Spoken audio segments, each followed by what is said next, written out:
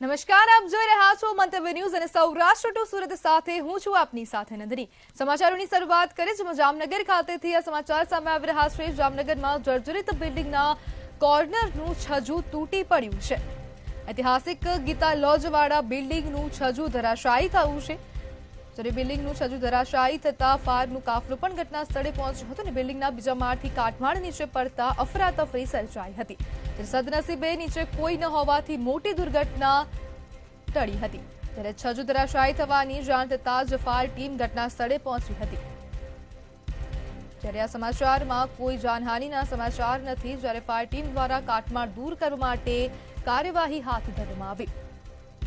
ત્યારે એસટીડી શાખા અને પીજીવીસીએલ તંત્ર પણ ઘટના સ્થળે દોડતું થયું છે। આશરે 4:30 વાગે જૂના રેલવે સ્ટેશન પાસે આવેલ ગીતા લોજ નામની મિલકતના 2 છજ્જા પડી ગયા છે અને એને અગાઉ પણ નોટિસો ભયજનકની નોટિસ આપેલી છે, છતાંય લગત પાર્ટી દ્વારા કોઈ પણ જાતનો સમારકામ કરાવેલ નથી અને હવે જે મિલકત પડી ગઈ છે આ મિલકતને અમે સેફ સ્ટેજ સુધી લઈ આવવાની કામગીરી હાથ ધરવામાં આવશે। हाँ, હું પ્રકાશભાઈ ભાટિયા બાયશૂટિંગ કંપનીમાં ઘણા વર્ષોથી સેલ્સ મેનેજર તરીકે કામ કરી રહ્યો છું। આ જ્યારે ઘટના બનેલ હતી ત્યારે એક જ ઘટના બનવા પહેલાં જ મેં મારા ટોટલી સ્ટાફને કીધેલું કે તમે ટોટલી બાળે આવી જાઓ। એ ટોટલી બાળે અમે નીકળી ગયા। પછી ફાયર બ્રિગેડને બધા એ લોકો આવી ગયા છે અને કોઈ પણ જાતની જાન। તો દ્વારકા ખાતેથી આ સમાચાર સામે આવી રહ્યા છે જેમાં જિલ્લા પોલીસ વડાનું આ સપાટું જોવા મળી રહ્યું છે। તો આ સમાચાર દ્વારકા ખાતેથી સામે આવી રહ્યા છે। દ્વારકા જિલ્લા પોલીસ વડા જયરાજસિંહ વાળાનું સપાટું જોવા મળ્યું છે। માત્ર 13 દિવસમાં જિલ્લામાંથી 18 બોગસ ડોક્ટરોને દબોચી લેવામાં આવ્યા છે। લોકોના આરોગ્ય સાથે ચેડા કરતા નકલી તબીબો ઝડપાયા છે। તો આ સમાચાર સામે આવી રહ્યા છે। અત્યાર સુધીમાં 18 જેટલા નકલી તબીબોને ઝડપી પાડવામાં આવ્યા છે અને દવાઓ, ઇન્જેક્શનો સહિતનો મુદ્દામાલ કબજે કરવામાં આવ્યો છે। પોલીસ અધિક્ષક શ્રી જયરાજસિંહ વાળા સાહેબની સૂચના અન્વયે સમગ્ર જિલ્લામાં તારીખ 1/9/2025 થી તારીખ 13/9/2025 દરમિયાન બોગસ ડોક્ટર્સ જે છે તેમને પકડવા માટેની એક સ્પેશિયલ ડ્રાઈવનું આયોજન કરવામાં આવ્યું હતું, જેના અંતર્ગત કુલ 13 દિવસ અંતર્ગત ટોટલ 18 એફઆઈઆર તેમના વિરુદ્ધમાં થઈ છે અને 18 બોગસ ડૉક્ટર્સને પકડવામાં આવ્યા છે। જે ડૉક્ટર્સ સામાન્ય પબ્લિકના હેલ્થ સાથે છેડા કરતા હોય, જેમની પાસે પ્રેક્ટિસ કરવા માટેનું લાયસન્સ ન હોય, તેમના વિરુદ્ધ કાયદેસરની કાર્યવાહી કરવામાં આવી છે અને તેમની પાસે જે બધા ડ્રગ્સ, જે દવાઓ છે તેમને જપ્ત કરી અને કાયદેસરની કાર્યવાહી હાથ ધરવામાં આવી છે। વધુમાં જણાવવાનું કે તારીખ 13/9/2025ના રોજ એસપી સરશ્રી દ્વારા પ્રોહિબિશન અંગે સમગ્ર જિલ્લા। તો ગીર સોમનાથથી આ સમાચાર સામે આવી રહ્યા છે। આ સુમો બેબીનો જે મામલો હતો તેને લઈને આ વધુ સમાચાર સામે આવી રહ્યા છે। તો ગીર સોમનાથથી આ સમાચાર સામે આવી રહ્યા છે। ઉના તાલુકાના સુમો બેબીનો જે મામલો હતો તેને લઈને આ વધુ સમાચાર સામે આવ્યા, જેમાં વાજડી ગામના 3 સુમો બેબીને જન્મથી જ મેદસ્વીતા છે। જ્યારે આરોગ્ય વિભાગ ઘણા સમયથી કોઈ દરકાર નહોતું લેતું। આખરે મંતવ્ય ન્યૂઝના અહેવાલ બાદ તંત્ર સફાળું જાગ્યું છે। પ્રાંત અધિકારી, ટીડીઓ, તાલુકા હેલ્થ ઓફિસર દોડતા થયા છે। તો મંતવ્ય ન્યૂઝના આ અહેવાલની ધારદાર અસર જોવા મળી રહી છે। આજે આ જે અહેવાલો મળ્યા એના અનુસંધાનમાં અમે તાલુકા વહીવટીતંત્રની સમગ્ર ટીમ, તેમાં પ્રાથમિક શિક્ષણાધિકારી, હેલ્થ ઓફિસર અને સમગ્ર ટીમે આજે મુલાકાત લીધી છે અને અમે બાળકોને ટ્રાન્સપોર્ટેશન મળી રહે એના માટે અમે વ્યવસ્થા કરવાના છીએ। સારવાર માટેની હા, અમે અમદાવાદ સિવિલ સાથે કોઓર્ડિનેશન કરી અને બાળકોને સિવિલમાં સારવાર મળે એના માટે પણ અમે વ્યવસ્થા કરવાના છીએ।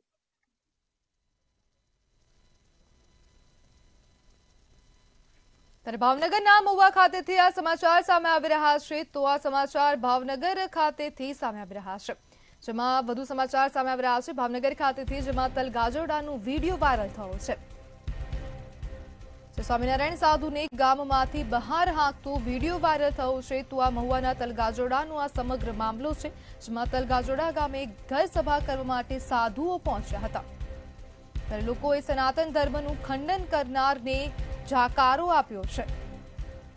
સાધુઓ તલગાજોડા પહોંચતા જ લોકોના ટોળા ઉમટી પડ્યા હતા અને તેમને ગામમાંથી બહાર કાઢવાની તજવીજ કરવામાં આવી હતી અને આ સમગ્ર વિડીયો વાયરલ થયો છે.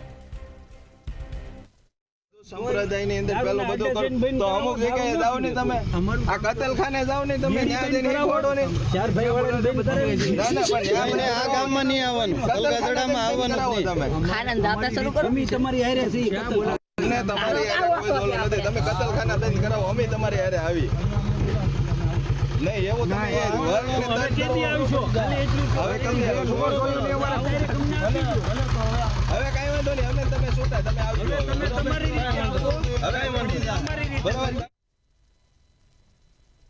રાજકોટ શહેરના વોર્ડ નંબર 7માં વોંકડામાં ખાબકી જવાથી 28 વર્ષીય યુવકનું કરુણ મોત નીપજ્યું છે. મૃતક યુવકનું નામ સરજીલ સોલંકી હોવાનું સામે આવ્યું છે. મૃતક રાત્રિના સમયે વોંકડામાં અજાણતા ખાબકી ગયો હતો અને પાણીમાં ગુંગળાઈ જવાના કારણે તેનું મોત થયું હોવાનું સામે આવ્યું છે. આ ઘટનાએ તંત્રની બેદરકારી પર અનેક સવાલો ઊભા કર્યા છે, કારણ કે છેલ્લા 5 મહિનાથી આ વોંકડાનું કામ અધૂરું પડ્યું હતું.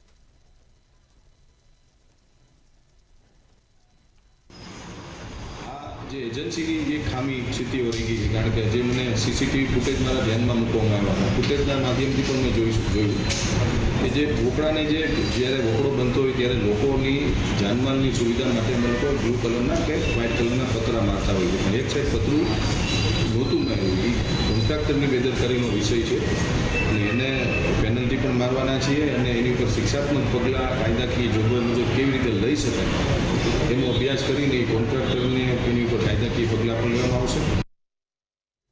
રાજકોટમાં સફાઈ કામદારોના કોન્ટ્રાક્ટર સામે ગંભીર આક્ષેપ કરવામાં આવ્યા છે. સફાઈ કામદાર આગેવાન પારસ બેડિયાએ કોન્ટ્રાક્ટર દ્વારા પગાર રોકડમાં ચૂકવાતો હોવાનો આરોપ લગાવ્યો છે. પગાર બેંકમાં જમા કરાવવાના બદલે રોકડમાં અપાતનો આરોપ લગાવવામાં આવ્યો છે અને ડમી સફાઈ કામદાર પણ રાખવામાં આવે છે. કામદારના બદલે અન્યને રાખીને નિયમોનો ભંગ કરાય છે. કોન્ટ્રાક્ટર અજમેરા અને સફાઈનો કોન્ટ્રાક્ટ આપવામાં આવ્યો છે. સફાઈ કામદારોનું શોષણ કરવામાં આવતા હોવાનો પણ આરોપ છે. સમગ્ર ગેરરીતિ મામલે મનપા તંત્ર વાહકો પણ શંકાના ઘેરામાં છે અને કોન્ટ્રાક્ટ મેળવનાર યોગ્ય કાર્યવાહી કરવામાં આવતી નથી. 3 વર્ષ પહેલા જે ફરજ હતી એ જ વસ્તુ 3 વર્ષ પછી પણ હાલતી હતી. રોકામાં પગાર કરવો, પીએફ ના આપવા, ઈએસઆઈ ના આપવા, બોનસ ના આપવા અને મોટી જેમાં ગેરરીતિ ચાલે છે અત્યારે અમુક બોર્ડોમાં ડમી સફાઈ કામદારો રાખવા. અમારી જ્ઞાતિ સિવાય બીજા લોકોને 1000 રૂપિયામાં ડમી સફાઈ કામદારો રાખવાના અને એ ડમી સફાઈ કામદારોમાં 1000 રૂપિયા આપવાના હોય છે અને 2 ટાઈમે ખાલી હાજી પૂરવાની હોય છે. દાખલા તરીકે કોઈ વોર્ડમાં 100 માણસોનો કોન્ટ્રાક્ટ થયો હોય તો કામ ખાલી 60 કે 70 લોકો જ કરતા હોય, બાકી જે કામદારો છે એને ડમીમાં રાખતા હોય છે. રાજકોટમાં મોટી ટાંકી ચોક પાસેના ખુલ્લા વોંકડામાંથી યુવાનનો મૃતદેહ મળી આવ્યો હતો. બનાવની જાણ થતાં પોલીસ ઘટના સ્થળે પહોંચી હતી. પોલીસ અને ફાયરના જવાનોએ મૃતદેહને બહાર કાઢ્યો હતો અને મૃતક યુવાન આસપાસના વિસ્તારમાં રહેતો હોવાની આશંકા છે, તેમજ રાત્રિના સમયે મૃતક વોંકડામાં પડ્યો હોવાની પણ શક્યતા છે. મૃતક યુવાન સરજીલ ગવરીવાડ વિસ્તારમાં રહેતો હોવાનું સામે આવ્યું છે.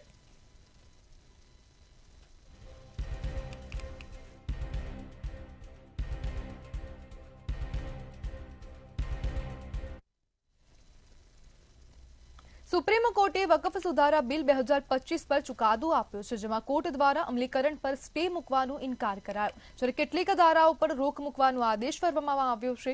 આ ચુકાદાને પગલે જામનગરમાં મુસ્લિમ સમાજના એડવોકેટોએ નારાજગી વ્યક્ત કરી છે. એડવોકેટ ઝૈનબબેન ખફીએ બિન મુસ્લિમ લોકોને નિયુક્ત કરવાની વાત અયોગ્ય ગણાવી છે. તેઓએ કહ્યું કે દરેક ધર્મમાં જે પણ ટ્રસ્ટ હોય તેમાં લોકોના પોતપોતાના નિયમ અને સંચાલન કરી શકે છે, જે બંધારણીય હક છે. વકફ અધિનિયમ 2025ના સુધારણા માટે જે સરકારમાંથી બિલ રજૂ કરેલ હતું, જેનો ખૂબ જ વિરોધ થયેલો હતો અને કોર્ટમાં તેની માટે એક એપ્લિકેશન પણ દાખલ થયેલી હતી અને જ્યારે કોર્ટે એના સુધારણામાં ઘણા મુદ્દાઓ જોઈ અને સ્ટે આપેલો હતો. હાલમાં કોર્ટે આ સ્ટે પૂર્ણ જાહેર કરેલો છે અને એનો ચુકાદો જે આપેલો છે, આ ચુકાદામાં ઘણા નિયમો એવા છે કે જે કહી શકાય કે બરાબર છે લોકો માટે, પરંતુ હું એડવોકેટ ઝૈનબબેન ખફી અને મુસ્લિમ સમાજની એક દીકરી તરીકે વકફ એમેન્ડમેન્ટમાં જે સુધારાઓમાં બિન મુસ્લિમ લોકોને જે સરકારે નિયુક્ત કરવાની જે વાત કરી છે એને હું ખરેખર વખોડી જ કાઢું છું. સુપ્રીમ કોર્ટની 2 જજ બેન્ચે જે જજમેન્ટ આપ્યું છે તેના વિરુદ્ધ મારું માનવું એવું છે કે લાર્જર બેન્ચમાં અથવા ફૂલ બેન્ચમાં અપીલ કરવી જોઈએ. આજે જે 2 જજે જજમેન્ટ આપ્યું છે તેમાં 2-3 મુદ્દા એવા છે. જે પ્રથમ મુદ્દો એવો છે કે જેમાં કે ભાઈ વકફ બોર્ડમાં રાજ્યએ અને સરકારે ત્રણ નોન મુસ્લિમોને લેવાની જે વાત કરવામાં આવેલી છે અમે એનાથી સહમત નથી. જામનગર જિલ્લાના જોડિયામાં એલસીબી પોલીસને મોટી સફળતા મળી છે. તારાણા ગામ પાસે ટોલનાકા નજીક એલસીબી પોલીસે કારમાં હેરાફેરી કરતા 2400 નંગ વિદેશી ઇંગ્લિશ દારૂના બોટલોનો જથ્થો જપ્ત કર્યો છે. એલસીબી પોલીસે કુલ ₹7,74,000નો મુદ્દામાલ સાથે આરોપી મુસ્તાક સફિયા અને સુનિલ મકવાણાને દબોચી પાડ્યા. પોલીસે બંને વિરુદ્ધ ગુનો નોંધીને વધુ તપાસ હાથ ધરી.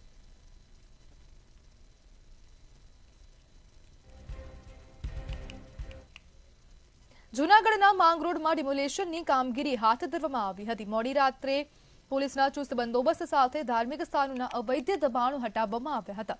દરગાહ અને મામાદેવના મંદિરનું ડિમોલેશન કરવામાં આવ્યું હતું. માંગરોળ પોરબંદર હાઈવે પર દબાણો નડતરરૂપ હતા. આ કામગીરી દરમિયાન જિલ્લા પોલીસ વડા સહિતના પોલીસ કર્મીઓ ખડે પગે રહ્યા હતા અને કોઈ અનિચ્છનીય ઘટના ન બને તેને લઈને પોલીસનો ચુસ્ત બંદોબસ્ત ગોઠવાયો હતો. માંગરોળ શહેરમાં નેશનલ હાઈવે 51 ઉપર આવેલ 2 ધાર્મિક દબાણો, એક મામાદેવનું મંદિર અને એક દરગાહ આવેલી છે. આ બંને ધાર્મિક દબાણોને નેશનલ હાઈવે ઓથોરિટી દ્વારા ડિમોલિશન માટેની કાર્યવાહી કરવામાં આવેલી હતી. આ ડિમોલિશન દરમિયાન કાયદો અને વ્યવસ્થાની સ્થિતિ જળવાઈ રહે તે માટે જિલ્લા પોલીસ દ્વારા પૂરતો પોલીસ બંદોબસ્ત રાખવામાં આવેલો હતો અને આ ડિમોલેશનની કાર્યવાહી રાત્રે 12:30 વાગે શરૂ કરવામાં આવેલી હતી અને શાંતિપૂર્ણ રીતે આ ડિમોલેશનની કાર્યવાહી પૂર્ણ થવા પામેલ છે. દ્વારકા જિલ્લાની સૌથી મોટી જામખંભાળિયા નગરપાલિકાનો વીજ પુરવઠો ગમે ત્યારે ગુલ થવાની કગાર પર જોવા મળ્યો છે.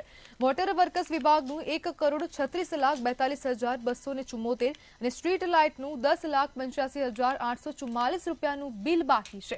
કુલ ₹1,47,28,568ની રકમ હજુ પણ આપવાની બાકી છે, જેના કારણે હવે પીજીવીસીએલ વિભાગ કોઈપણ સમયે કનેક્શન કાપી શકે છે. નગરપાલિકાની લાપરવાહીથી શહેરીજનોને વીજ અને પાણીની હાલાકી વેઠવાની શક્યતા દેખાઈ રહી છે.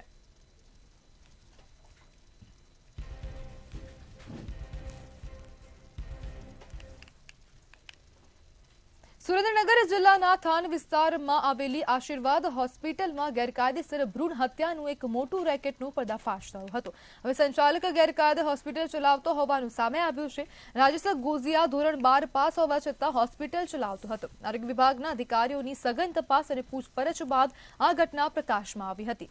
ત્યારે તાલુકા હેલ્થ ઓફિસરે સમગ્ર મામલે હોસ્પિટલના સંચાલક ડોક્ટર અને મહિલા નર્સ સામે ફરિયાદ નોંધાવી હતી. તપાસ દરમિયાન ગેરકાયદેસર ગર્ભપાત થતાનું સામે આવ્યું હતું.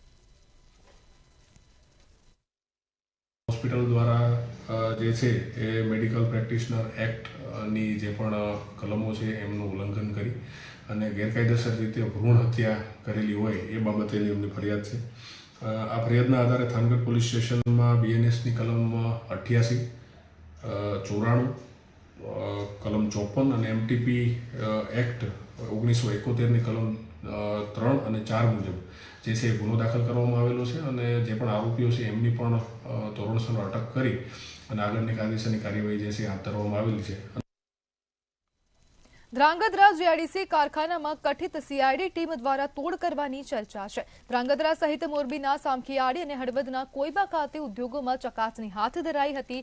જીઆઈડીસીના એક કારખાનામાં દરોડો કરી કલાકો સુધી સર્ચ ચાલ્યું હતું. મોડી રાત સુધી તપાસ હાથ ધર્યા બાદ કોઈ કાર્યવાહી કરવામાં નહીં આવતા તોડ કર્યાની આશંકા છે. ઉદ્યોગો પર દરોડા કરવા આવેલી સીઆઈડી ટીમના અધિકારીઓ દ્વારા પોતાની ઓળખ છુપાવવાની હોવાનું પણ સામે આવ્યું છે. ત્યારે ઉદ્યોગમાં તોડ કરી હોવાની ફરિયાદ મુખ્યમંત્રી સુધી પહોંચી છે.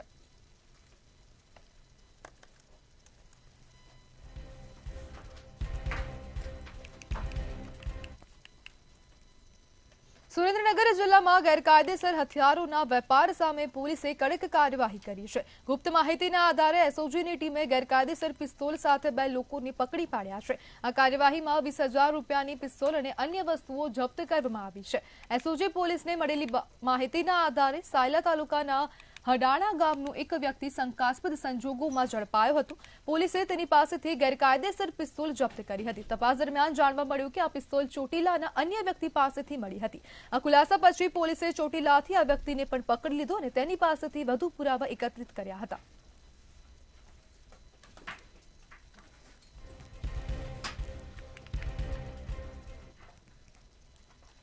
સુરેન્દ્રનગરના લીંબડી તાલુકા પંચાયત કચેરી બહાર કોંગ્રેસના હોદ્દેદારો અને આગેવાનોએ આમરણાંત ઉપવાસ પર બેઠા છે.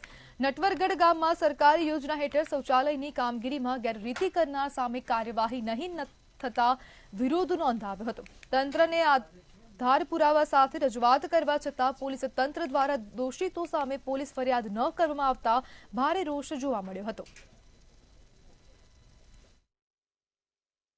નટવરગઢ ગામે જે શૌચાલય 500 જેટલા મંજૂર થયેલા બનાવ્યા વગર હજુ પૂરતી તપાસ કરી નથી અને 72,000 રૂપિયા રિકવરી કરાવી છે. અને મેં જે અરજીઓ કરી કલેક્ટરને, તાલુકામાં, જિલ્લામાં, આયોગમાં બધે, તો જિલ્લા વિકાસ એજન્સીએ ભ્રષ્ટાચારને સાબિત કરી દીધો છે. કલેક્ટર સાહેબે હુકમ કર્યો છે એના 4 મહિના થયા કે જે તે ભ્રષ્ટાચારી ઉપર ફરિયાદ દાખલ કરવામાં આવે. તો તંત્ર કોની રેમ નીચેથી એફઆઈઆર દાખલ કરવામાં નથી આવતી. આજે પુષ્પાબેન વાઢેરના સાનિધ્યમાં જે શૌચાલયોની અંદર કૌભાંડો થયા છે એના અનુસંધાનમાં 1 વર્ષથી પુષ્પાબેન લડી રહ્યા છે અને જે શૌચાલયો બનવા જોઈએ ગરીબ લાભાર્થીઓના એ શૌચાલયો બન્યા નથી અને બારોબાર જે તે સંસ્થાઓને ઓર્ડરો આપવામાં આવ્યા હતા એ સંસ્થાઓએ એ પૈસા બારોબાર બનાવ્યા વગર ઉપાડી લીધા છે. એવી જ રીતે કેટલ કેમ્પો પણ એક પણ કેટલ બેંક બનાવ્યા વગર એના પૈસા પણ જે તે સંસ્થાએ ઉપાડી લીધા છે. અને આના વિરુદ્ધમાં કલેક્ટરશ્રીએ હુકમ કર્યો છે ટીડીઓ સાહેબને કે ભાઈ આ લોકો જે આમાં સંડોવાયેલા છે એની એફઆઈઆર દાખલ કરો. પણ આજ દાન સુધી ટીડીઓ સાહેબે કોઈની ઉપર એફઆઈઆર દાખલ કરી નથી. ભાવનગરના મહુવામાં મોડી રાત્રે જૂથ અથડામણની ઘટના બની હતી. પૈસાની લેતી દેતી દરમિયાન જૂથો વચ્ચે અથડામણ સર્જાતા તંગદિલ્હીનો માહોલ ઉભો થયો હતો. આ અથડામણ દરમિયાન કેટલાક લોકોની ઈજાઓ પહોંચી હતી ત્યારે ઇજાગ્રસ્તોને સારવાર અર્થે હોસ્પિટલ ખસેડવામાં આવ્યા હતા. એક મહિલા ગંભીર હોવાથી ભાવનગર રિફર કરવામાં આવ્યા હતા. જ્યારે બનાવની જાણ થતાં પોલીસ કાફલો ઘટના સ્થળે દોડી આવ્યો હતો.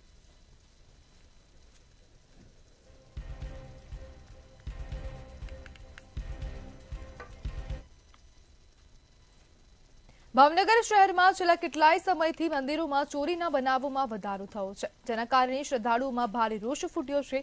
ગત રોજ વડવા વિસ્તારના બારૈયા ફળીમાં આવેલા પાંચી આઈ માતાજી મંદિરમાં અજાણ્યા શખ્સે પ્રવેશી દાન પેટીમાંથી અંદાજે 2000 થી 2500 રૂપિયાની રોકડ ચોરી કરી ફરાર થયો હતો. આસપાસના લોકો અને શ્રદ્ધાળુઓને બનાવની જાણ થતાં એ ડિવિઝન પોલીસ સ્ટેશનને વાકેફ કરવામાં આવ્યું હતું, જ્યારે પોલીસે વધુ તપાસ હાથ ધરી હતી.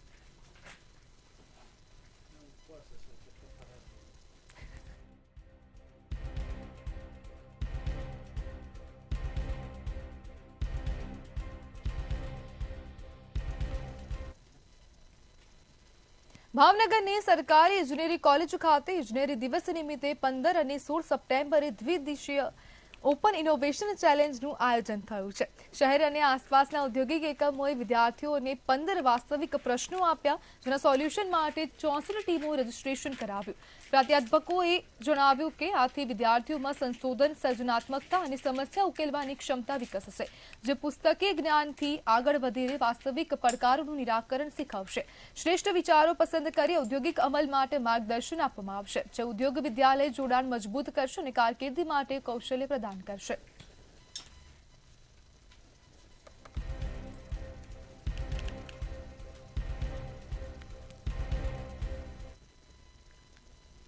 સુરતના પાંડેસરા વિસ્તારમાં આવેલી ડ્રીમ ચિલ્ડ્રન હોસ્પિટલમાં દર્દીના સંબંધીએ ગુસ્સે થઈને ડોક્ટરની એક પછી એક 12 થપ્પડ માર્યા હતા અને ડોક્ટરે બાળકને બીજી હોસ્પિટલમાં રેફર કરવાનું કહ્યું ત્યારે અપશબ્દોનો ઉપયોગ પણ કર્યો હતો.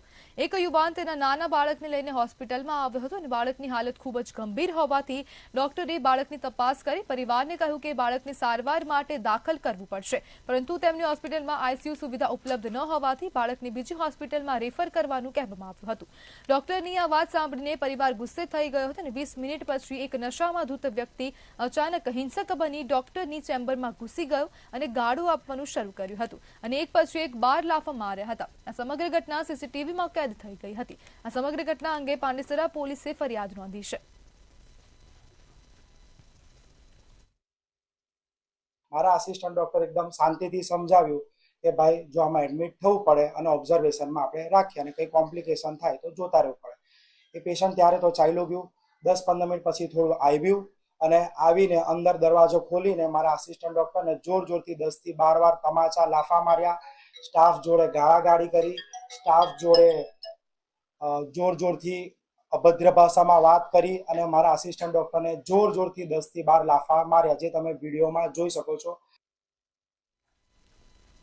સુરતમાં અખિલ ભારતીય રાષ્ટ્રીય શૈક્ષણિક મહાસંઘ દ્વારા કલેક્ટરને આવેદનપત્ર આપવામાં આવ્યું હતું. તમામ શિક્ષકોને ટેટ પરીક્ષા પાસ કરવાનો ફરજિયાત કાયદો છે. જોકે આરટીઈ 2009 અંતર્ગત 2010 પહેલા નિમણૂક પામેલા તમામ શિક્ષકોને આમાંથી મૂકી આપવામાં આવેલ છે.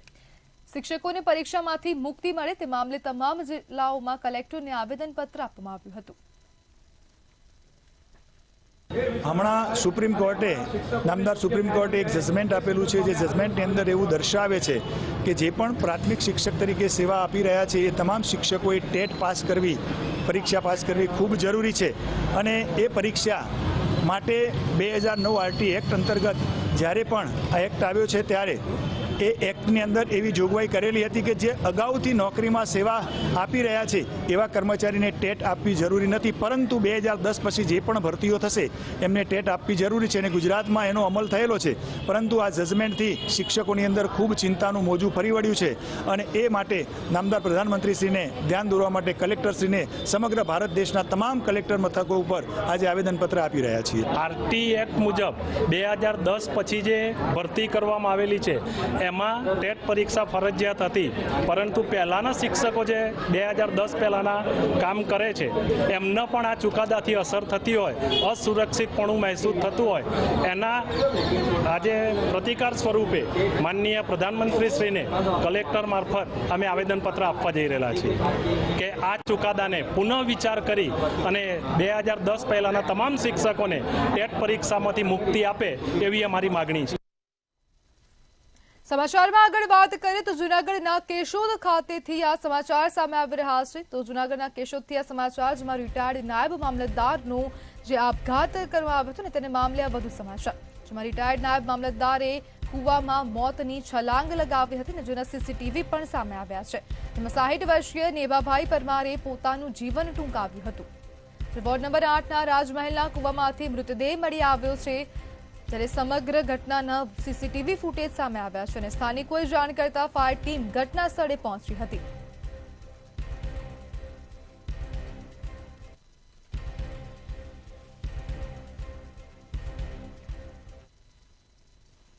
તો સૌરાષ્ટ્ર ટુ સુરતમાં હાલ બસ આટલું જ. હવે જુઓ સીધો સંવાદ મારા સહયોગી રોનક સાથે.